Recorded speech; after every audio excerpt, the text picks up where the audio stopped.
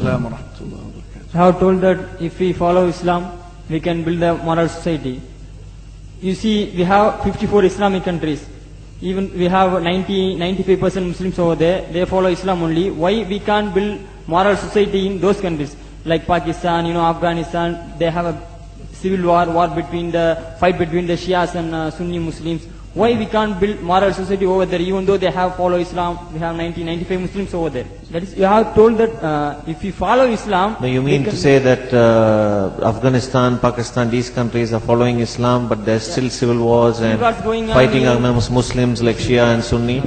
Why you are asking? We can't build moral society over there, even though we have 90%, 95 Muslims over there. First of all, Pakistan is not following Islam. Are you joking? I'm saying not Pakistan, we have 90% Muslim. Muslim means follow Islam. But Muslim, what Muslim?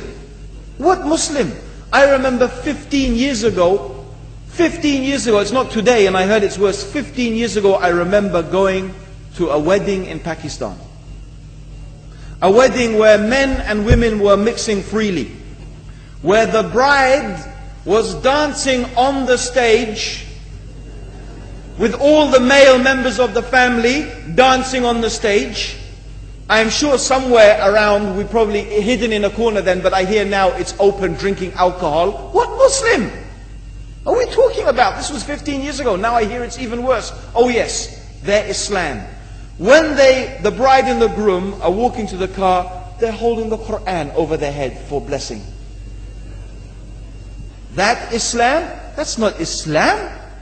What Islam is that? That's exactly the thing I'm talking about. That's why the Muslims are in such a mess. Because of this nonsense, this hypocrisy, actually they are insulting the Quran by doing that. Amongst all of this haram, they think that the Quran, holding it over their head, is going to bless them because they're holding it. What is that? Where did they get this from? So, I don't know what we're talking about.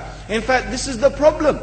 You see, the Muslim world itself is so far from Islam. So many you find here in India. Well, I know it's not a Muslim country, but there are lots of Muslims here.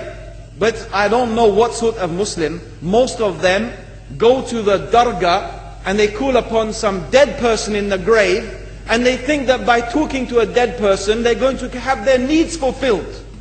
What's the difference between that and worshipping an idol? There's no difference, believe me. It's shirk. I've seen it myself with my own eyes. I'm praying in the masjid. The adhan goes. The people are praying in the masjid. And the people in the dargah are not coming to the mosque to pray. They're still going around the dargah and making all their whatever the things they do. What's that? That's not Islam. You go to many countries. You find Pakistan, you want to see Islam in Pakistan. You know, in England, in every street corner we have a pub. You know what's a pub? You know what's a pub? Like a bar, you know, a place where you sit and drink alcohol. Yeah? Yes? In Pakistan, believe me, they have something worse than that. Yes, worse. On every street they have a picture of a palm. Everywhere you see it, hanging from the windows. They have the picture of a palm. What's that advertising? Something worse than drinking alcohol. An invitation to disbelieve in Allah. That they're going to read your hand and tell your fortune. Shirk. It's shirk. Whoever believed, the Prophet said, sallallahu alayhi wasallam, whoever visits a fortune teller out of curiosity, Allah will not accept their prayers for 40 days. Whoever believes in the fortune teller has disbelieved in Allah and His Messenger.